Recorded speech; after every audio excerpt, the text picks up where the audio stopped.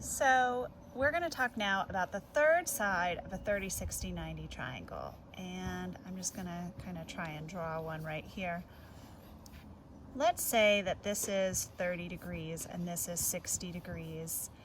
And the side opposite the 90 then represents our hypotenuse. So we know that the side opposite the 30 is half that of the side opposite the 90. So if we call that x, then we'd call this 2x.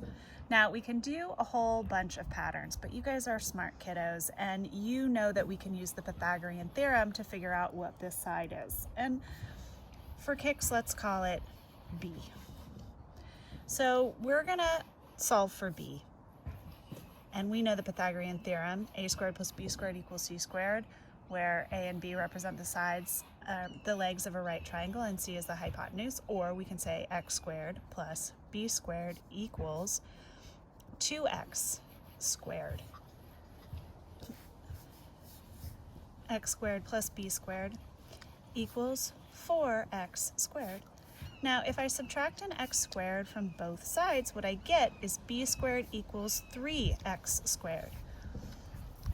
And when I take the square root of both sides to solve for b, I get b is equal to the square root of 3x squared. Now, we're not worried about negatives since we're dealing with an actual triangle with actual lengths.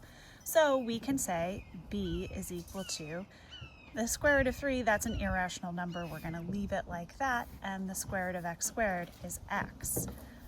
So that tells us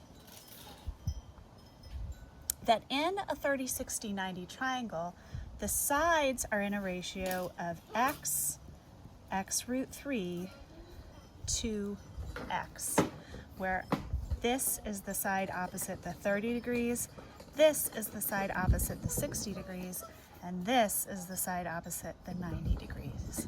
Now, use that knowledge to find J, K, and M.